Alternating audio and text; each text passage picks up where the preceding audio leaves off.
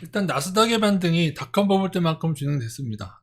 닷컴 버블 때는 이 지점에서 꺾였다는 것. 단 시기적으로는 일본 반등의 경우에는 한 11월 정도에 꺾였기 때문에. 그리고 닷컴 버블도 한 번에 안 꺾였다고 말씀드렸죠. 떨어지다가 다시 오르다가 이렇게 이런 패턴으로 떨어졌다. 단 이번 반등의 추세가 지금 좀 있으면 위협받을 것 같고요. 나스닥이 21선이 깨졌네요. 저는 안 깨진 줄 알았더니 어느덧 깨져버렸네요. 요 녹색선이 21선이고요. 지금 깨졌습니다. 단 직선 추세선은 아직 안 깨졌기 때문에 나중에 이제 본격 하락은 저기 아주 단기는 깨지긴 했죠. 이렇게 깨지긴 했는데 그래도 연초부터로 좀 잡아서 이 라인 정도 조금 요 정도로 볼 수 있지 않을까요? 요 라인 정도 이렇게 하면 60일선하고 맞닿을 것 같습니다. 이렇게 깨지지 않는지.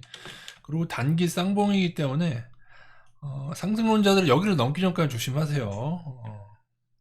개인적으로는 나스닥 빅테크들은 지금 건드리면 안 된다는 입장이고 저는 단 나스닥의 저평가 뭐 다 고평가는 아니니까요. 아니면 뭐 다우나 뭐 저평가들 투자한다고 하시면은 뭐 상관없겠지만은 여기서도 이거를 완전히 하락으로 못 박으려면 여기라도 깨져야지 단기적으로도요. 그렇지 않습니까, 여러분? 여기서 이렇게 하다가 뭐 다시 시도하면 어떡할 거예요? 뭐 불가능은 없죠. 개인들이 또다시 SQQQ 나스닥 세비 하방을 폭주한다면 제가 한 달간 봤는데 한 달간은 조금 이제는 이때처럼 폭주하지 않습니다. 연초에는 이때는 엄청 폭주했었고요. SQQQ 개인들 폭주했습니다. 그래서 이 샷이 나오는 건데 다행히 최근 한 달간 개인들이 SQQQ 폭주는 안 하고 있는데 그렇다고 해서 SQQQ를 처분하냐 그런 것도 아니더라고요. 그냥 가지고 있는데 좀 봐야 될 것 같습니다. 설마 닷컴 버블처럼 이렇게 여름에 좀 떨어지다가 또 가을에 올리고 이런 식으로 해서 이렇게 똑같이 무너질까요? 이런 식으로 이게 거의 패턴인데 문제는 이렇게 떨어지다가 다시금 오르면은 가을에 여기서 또 속아 넘어간다는 거죠. 어쩔 수가 없습니다. 예. 그런 경우도 있고 이제 처분할 만큼 처분하고 또 개인들 잘 들릴 것 같으면 여기서 이렇게 뚝 떨어지기도 하고 이렇게 이 정도 떨어진 다음에 반등 오고 이렇게 해서 이렇게 가기도 하고 여러 가지 패턴을 생각하십시오. 닷컴버블하고 다 똑같이 생각한다고 하시지 마시고 예상하려고 하지 마세요. 여기가 고점이니 뭐 당신이 우리가 무당이 될 필요는 없어요. 그냥 어느 지점을 정하고 우리는 그거대로 대응을 하면 될 것 같습니다. 이 두 가지. 근데 단기 쌍봉은 좀 기분이 나쁘다. 이렇게 되는 거.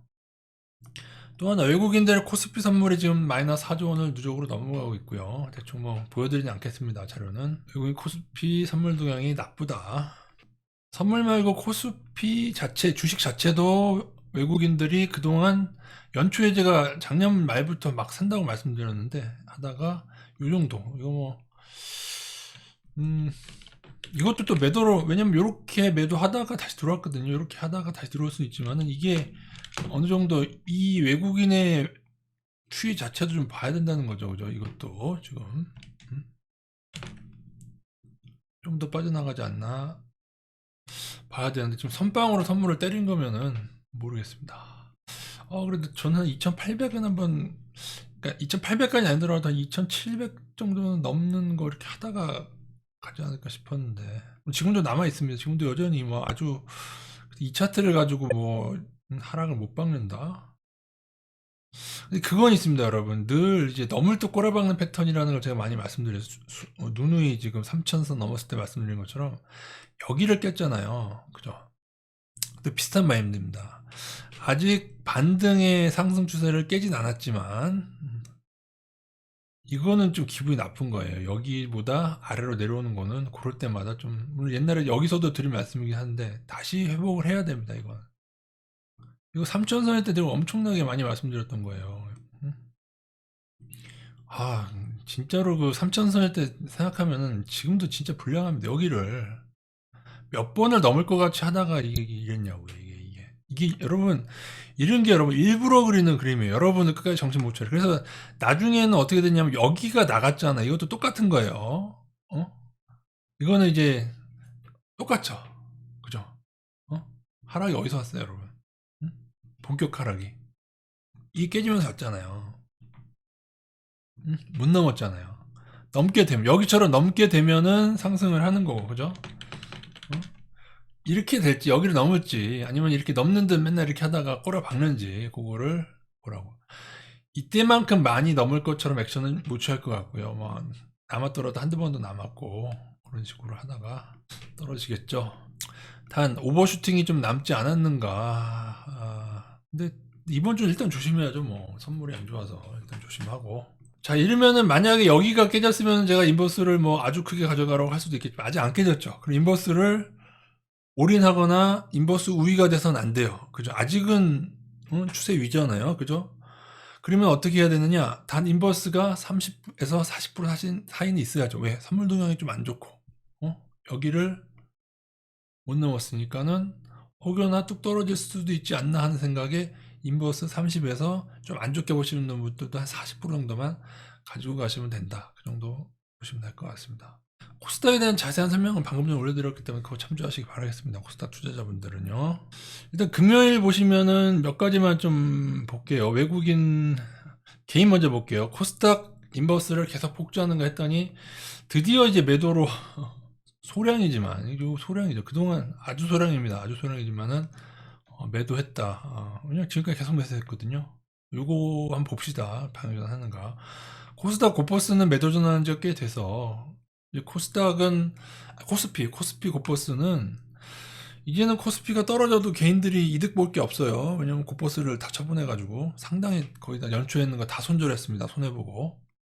그리고 올해 들어서 포스코홀딩스 엄청나게 매수했는데 이게 제가 볼 때는 하반기나 내년에 안 좋을 거예요. 개인들이 폭주하면 예전에 삼성전자처럼 한 내년쯤에 되게 안 좋을 겁니다. 포스코홀딩스가 작전이냐? 포스코홀딩스는 작전이라고 할 만큼 많이 오르지도 않았고 그런데 여러분 이 시총이 크지 않습니까? 포스코 계열 자체는 작전이에요. 지금 포스코 퓨처엠, 포스코 DX, 포스코 일단 같이 올리고 있잖아요. 그 나머지 종목들은 상당히 조심해야 될 필요가 있습니다. 포스코 홀딩스도 좋지는 않을 것 같은데, 좋지는 않을 것 같은데, PER, PBR상 아주 위험한, 보통 작정주라고 하면 이제 고점 대비 마이너스 70% 아래로 폭락하는 건 말이에요. 근데 포스코 홀딩스는 뭐, 물론 건설 경기가 안 좋아져서 그렇게 될 수도 있지만, 그리고 뭐 나머지 계열사들이 안 좋아져서 그럴 수도 있지만, 그리고 지금 리튬 광산 뭐 그런 거에 대한 게 너무 부풀려진 거라서 그럴 수도 있지만은, 그래도 뭐 에코프로나 그런 애들에 비하면은 현지점을 작전이라고 하기에는 좀 그렇고요.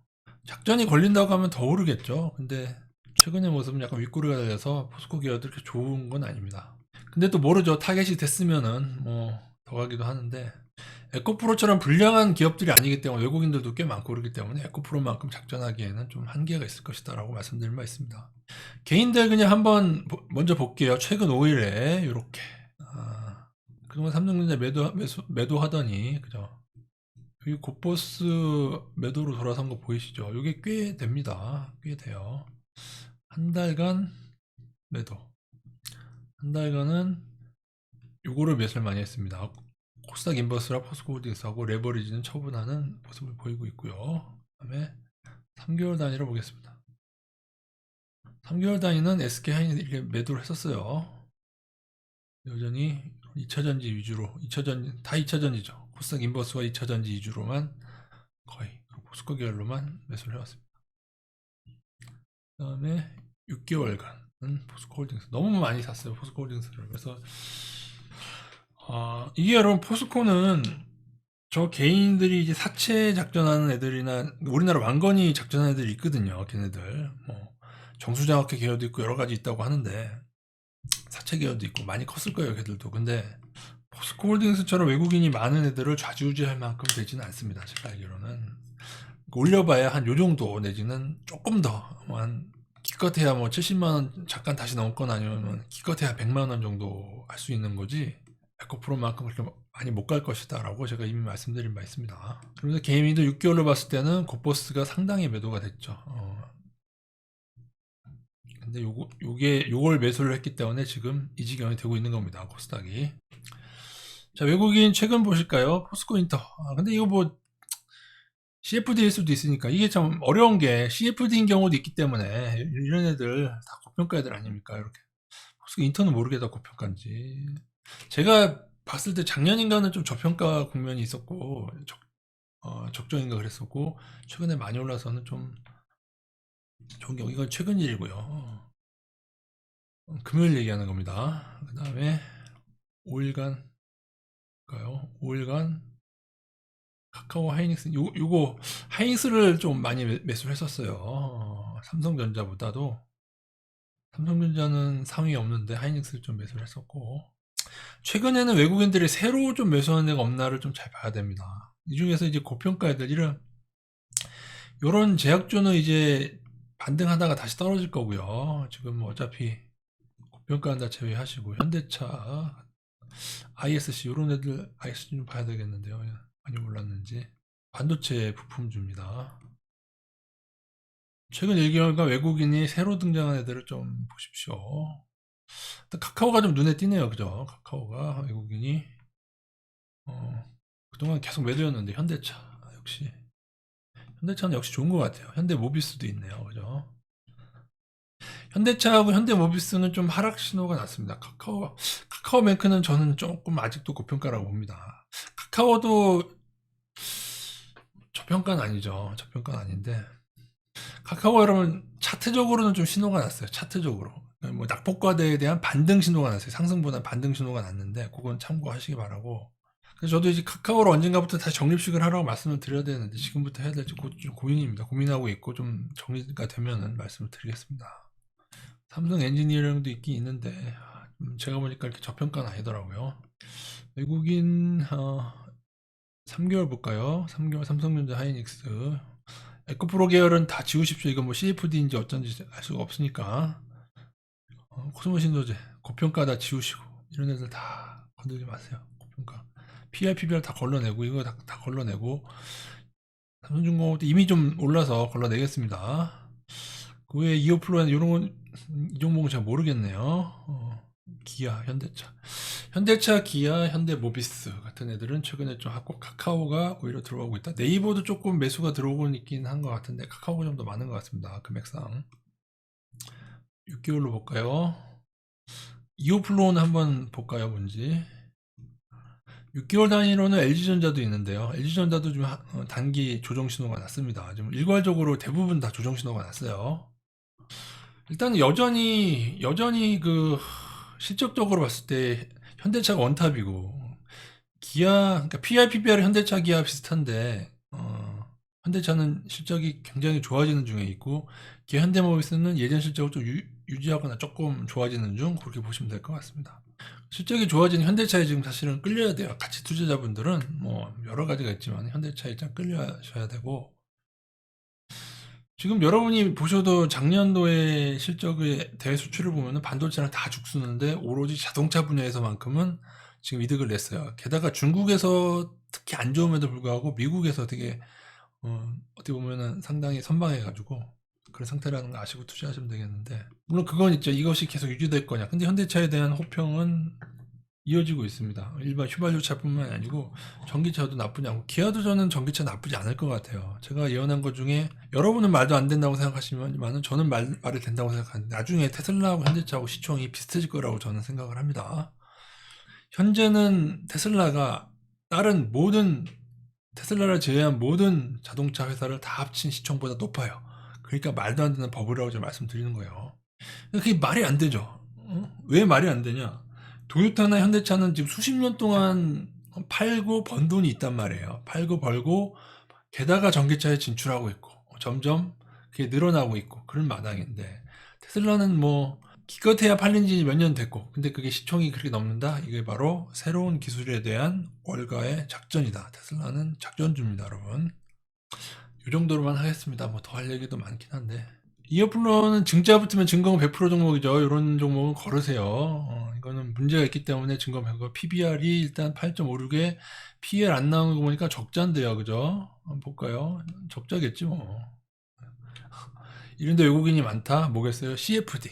작전주. 이어플로 이렇게 무조건 외국인 산다고 건드리시면 안 되고 확인하시고 걸르셔야 됩니다.